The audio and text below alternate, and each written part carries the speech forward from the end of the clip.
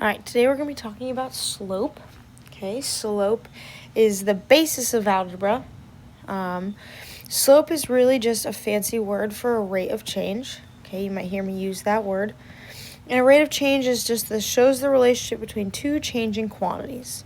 The most popular one you are probably familiar with is miles per hour. Okay, if you think about speed is a rate of change.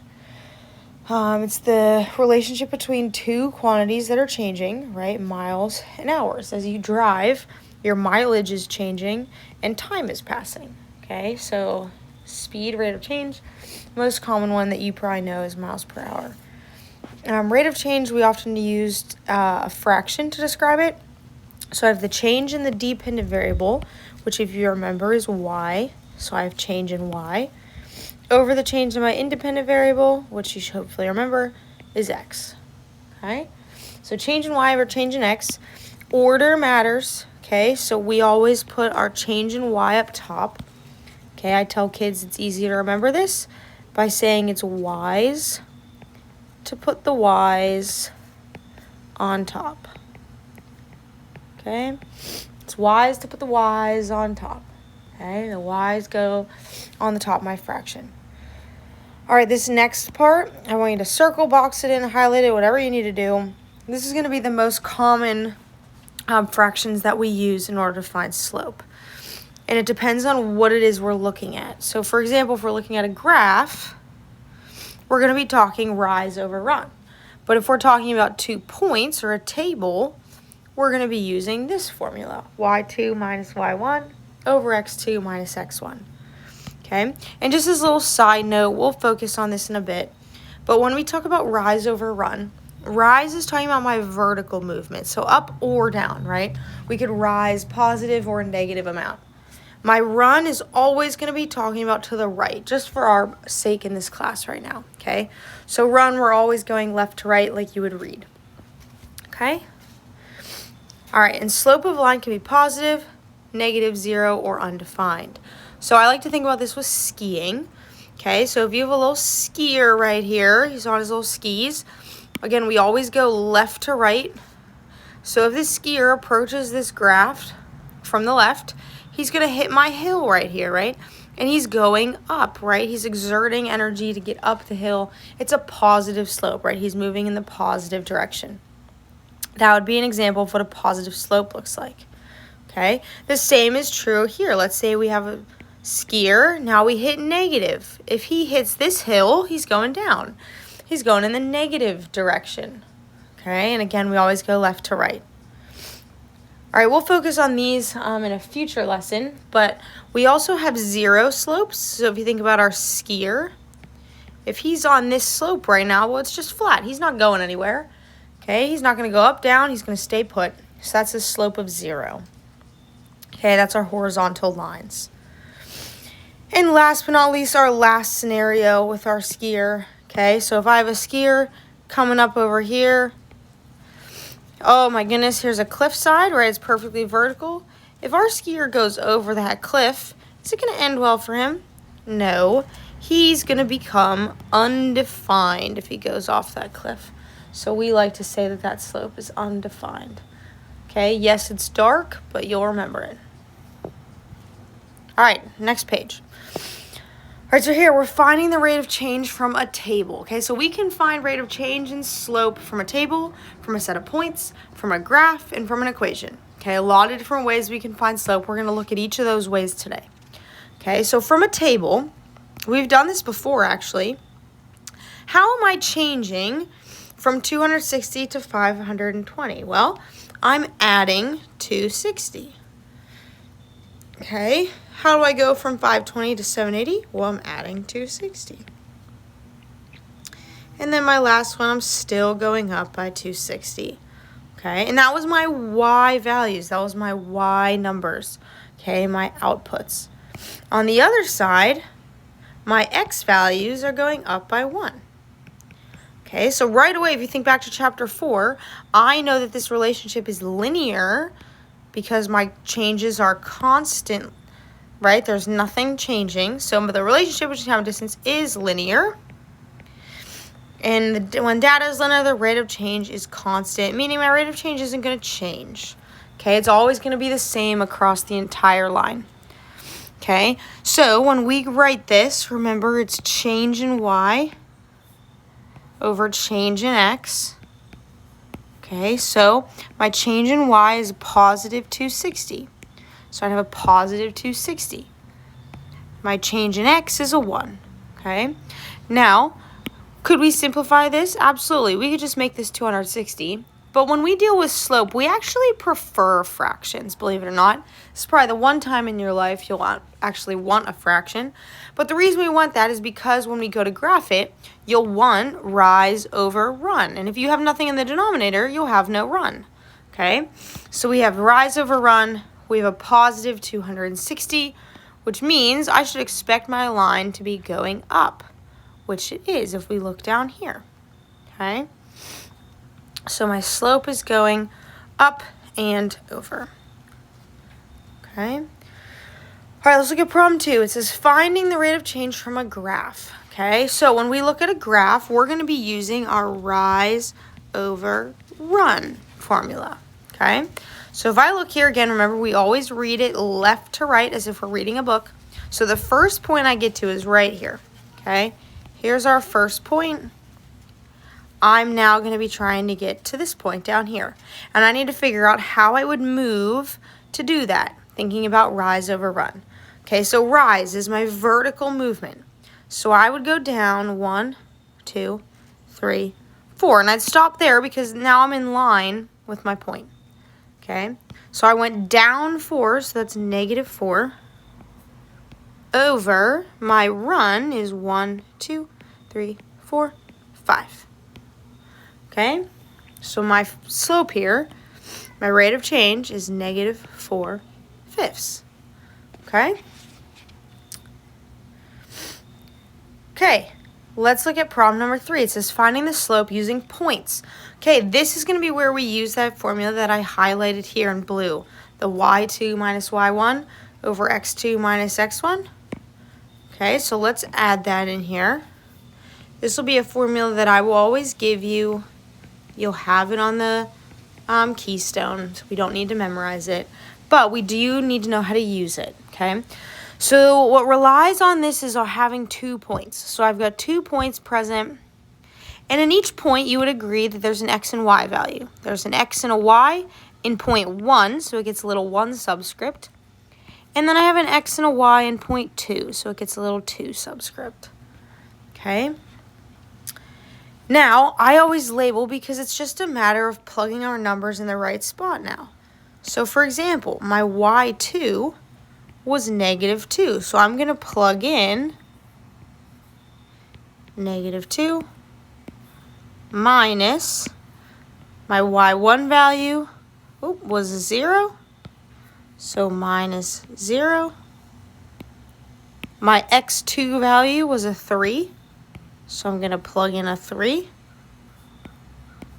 minus my x1 value, which was a negative 1. And notice how I wrote that, minus a negative, and we know that anything minus a negative turns into a plus. Okay, so I have negative 2 minus 0, so I have negative 2 over 4, which can simplify to 1/2, negative 1/2. Okay. All right, now, again, we're going to focus on these later, but let's just talk about our horizontal and vertical real quick. Okay, so my slope of a horizontal line I know is 0, but let's just say we forgot that. I could take my 2 points that I have here and find the slope with those. So, for example, I could do 2 minus 2 over 2 minus negative 3. Simplify that, I would get 0 over 5. And what is 0 divided by 5? Well, 0. Okay? So I would get my answer. Same happens with our vertical line. We know that it's undefined. We know that it's undefined. But let's say we forgot that. Well, I've got my 2 points right here. Okay? And let's solve it. So I would have 1 minus -2 over -2 minus -2. Okay? And I would solve this. I would get 3 over 0. If you did 3 over 0, your calculator would spit out error. Okay? Meaning we have an undefined slope. Okay? All right. Last little bit here. Okay? Finding the slope and y-intercept from a graph of each equation. So now I'm giving you the equation. Okay? Your job is to figure out my slope and y-intercept is. If we look at A here, you'll notice my equation is in slope-intercept form. My y equals mx plus b. Okay? Slope-intercept form. Okay? And mathematicians are real creative. Our slope-intercept form gives us a slope and an intercept. Okay? Very original. So when we look at this equation, we need it to be in y equals mx plus b form. My slope is always the number with the x. So my slope is -2. Or we could always write it -2 over 1, right? If I just have a constant number, I know there's a 1 underneath it. Okay? Then my y-intercept would be +1, my constant. Okay, +1. Okay, look at B. If you notice, B is a little different. I am not in y equals mx plus b form. Okay, my y is not by itself. So let's get it by itself. Okay? So in order to get it by itself, I need to start by adding 9 to both sides. So I'd get 3y equals 2x plus 9. We can't combine those because they're not like terms. Then I would divide everything by 3. Okay, so I'm left with y equals 2/3 x plus 3. Okay, and that's going to be the equation that I use, so I like to box it in. My slope is the number with x, so I'd have 2/3. My y-intercept is my constant, so my y-intercept is 3. Okay? Last one here, my slope again is the number with x, okay? And that negative, we can move in either place. We could put it upstairs, we could put it downstairs. I would recommend always going upstairs, okay? So we have -4/5. My y-intercept, I don't have anything written there, so technically there's a +0 right there. So my y-intercept is technically 0. All right, let's go the opposite direction now. Okay, so I have m equals 4 and b equals 8. So if I were to go backwards, here's my format. I'm going to have y equals something x something. Okay, my 4 is my slope, so it goes with the x. My 8 is my y-intercept, so we do +8. Okay, now, why on earth does slope use the letter m and y-intercept the letter b? Well, I have no good reason for you other than the fact that some old mathematician had way too much free time and decided on this, and we've all just accepted it and moved on. Okay, so m is always talking about slope. Okay, or let me use my colors. M is always talking about slope. Okay, and B is always talking about y-intercept. Okay. All right, let's look at our next one. My y equals, my slope is -9 over 5 times x, that goes with the x, minus 7.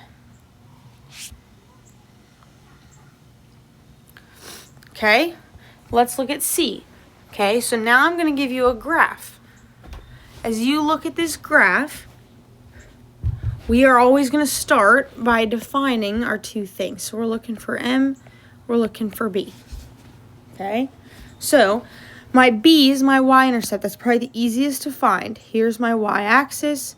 My B is wherever my line intercepts my y-axis. So right here is where it crosses. So my y-intercept, here we'll use our yellow. My y-intercept would be 1. I guess I did use green before. I'll do that. Okay, my y-intercept was green, so it was a 1. My slope, okay, so here's my y-intercept.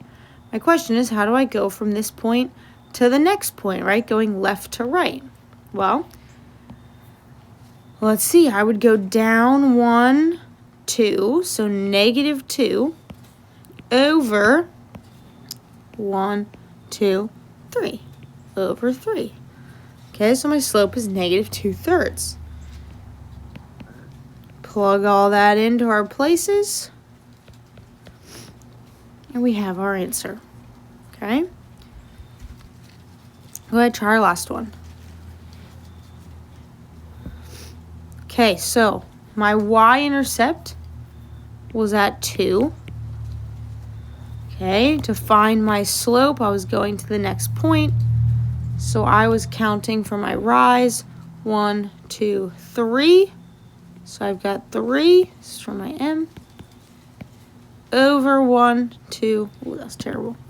1, 2, 3, 4. So to plug these in, I've got y equals 3/4 x plus 2. All right, last page here. So now I'm going to give you an equation, and we're going to graph it, okay? So if I look at my equation, I find my slope is with the x, so my slope is 3/4. So in a minute, remember, that's going to be rise 3 because it's positive over 4. My y-intercept is 2, okay? Now here's a part where these letters can actually be helpful, okay? So our b is y-intercept. That also is an easy way to remember where you begin, right? It starts with B. We begin with our y-intercept. That's always where we start. And then we use our slope to move from there, okay? So I put a point at 2. That's my starting point on the y-axis. Then I'm going to move from that point, go up 3 over 4. Plot a point. Once I have those points, I'm ready to connect my dot like every good mathematician. And we're done. Okay? All right, look at B. Okay? If you look at B, you'll notice my y is not by itself. So we're not ready to determine our slope and y-intercept. Okay, you might need to give yourself some room here. I'm going to use this side. We're going to get y by itself. So I'm going to start by subtracting 4.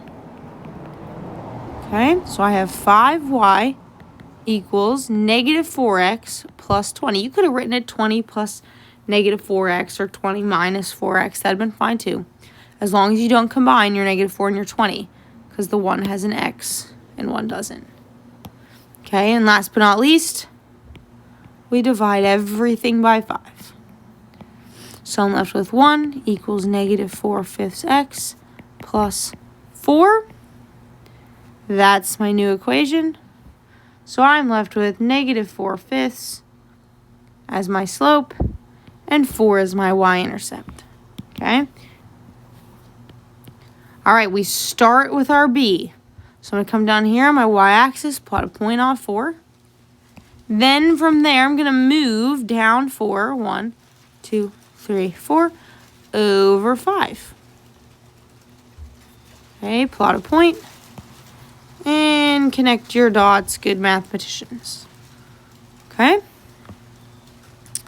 All right, last 2 questions here. They're a little more involved. Okay, this will be the most math we probably do today. We're looking for the equation when I'm given 2 points. So I'm giving you 2 points. I'm asking you for the equation that connects them, right? What line are both of these points on? Well, if we have 2 points, we can find slope. So let's start there.